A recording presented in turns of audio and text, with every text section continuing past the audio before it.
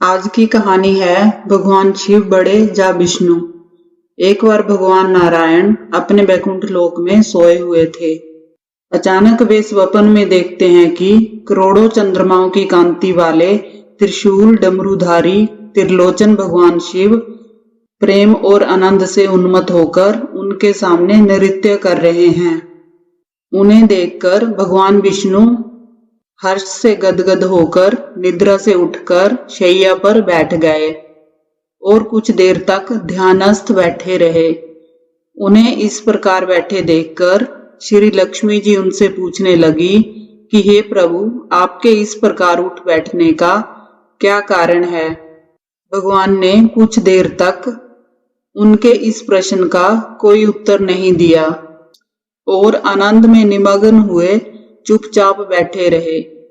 अंत में कुछ स्वस्थ होने पर वे गदगद कंठ से बोले, हे देवी, मैंने अभी स्वप्न में भगवान शिव शंकर के दर्शन किए हैं। उनकी छवि ऐसी अपूर्व, आनंदमय और मनोहर थी कि देखते ही बनती थी।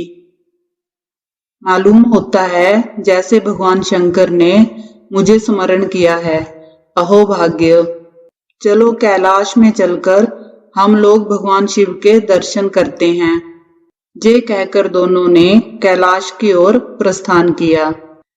अभी मुश्किल से आधी दूर ही गए होंगे कि देखते हैं भगवान शंकर स्वयं मां गिरिजा के साथ उनकी ओर आ रहे हैं। अब भगवान के आनंद का क्या ठिकाना, मानो बिन मांगे मन की मुराद पूरी हो गई हो। पास आते ही परस्पर बड़े प्रेम से मिले। प्रेम और आनंद का समुद्र उमड़ पड़ा। एक दूसरे को देखकर दोनों के नेत्रों से आनंद अश्रु बहने लगे और शरीर पुलकायमान हो गया। दोनों ही एक दूसरे से लिपटे हुए कुछ देर खड़े रहे। प्रश्नोत्तर होने पर मालूम हुआ कि भगवान शंकर जी ने भी रात्रि में इसी प्रकार का स्वप्न देखा है। स्वप्न में उन्होंने भगवान विष्णु को उसी रूप में देखा था जिस रूप में वे अब उनके सामने खड़े थे। वे एक दूसरे के स्वप्न के बारे में जानने के बाद दोनों एक दूसरे से अपने साथ आने का आग्रह करने लगे। भगवान नारायण कहते हैं कि आप बैकुंठ चलो और भगवान शिव कहते हैं कि कैलाश की ओर प्रस्थान कीजिए। दोनों के आग्रह में इतना अलौकिक प्रेम था कि ये निर्णय करना कठिन हो गया कि कहाँ चला जाए। इतने में बीना बजाते हुए और हरि गुण गाते हुए नारद जी वहां पर आ गए। बस फिर क्या था, लगे दोनों ही उनसे निर्णय करवाने कि कहाँ चला जाए। बेचारे नारद जी स्वयं उस अलौकिक मिलन को देखकर कुछ और कहने की हालत में नहीं थे। वे तो स्वयं अपनी सुध-बुध भूलकर उन दोनों का गुणगान करने में मस्त थे। ऐसी हालत में अब निर्णय कौन करे? अंत में ये तय हुआ कि भगवती उमा जो कह दे वही ठीक है और सबको मान्य होगा। भगवती उमा पहले तो कुछ देर चुप रही, फिर दोनों को लक्ष्य करके बोली, हे नाथ, हे नारायण, आप लोगों के निश्चल, अनन्य और अलौकिक प्रेम को देखकर तो यही समझ में आता है कि आपके निवास स्थान अलग अलग नहीं हैं। जो कैलाश है वही बैकुंठ है और जो बैकुंठ है वही कैलाश है। केवल नाम में ही भेद है। यही नहीं, मुझे तो ऐसा प्रतीत होता है कि आपकी आत्मा भी एक ही है। देखने में केवल दो शरीर हैं। मुझे तो अब ये भी स्पष्ट दिखाई देने लगा है कि आपकी भार्याएं भी दो नहीं बल्कि एक ही है। जो मैं हूँ वही श्री लक्ष्मी जी हैं और जो श्री लक्ष्मी जी हैं वही मैं हूँ। केवल इतना ही नहीं, मेरी तो अब ये दृढ़ धारणा हो गई है कि जो आप लोगों में से किसी एक के प्रति द्वेष करता है, मानो वह दूसरे के प्रति ही द्वेष करता है।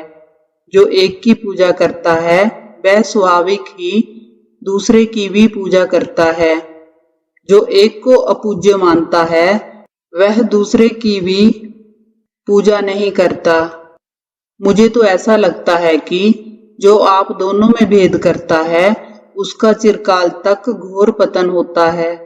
मैं देख रही हूं कि आप मुझे इस प्रसंग में अपना मध्यस्थ बनाकर मानो मेरी प्रवंचना कर रहे हैं, मुझे दुविधा में डाल रहे हैं और मुझे भुला रहे हैं। अब मेरी ये प्रार्थना है कि आप दोनों ही अपने अपने लोक को पधारिए।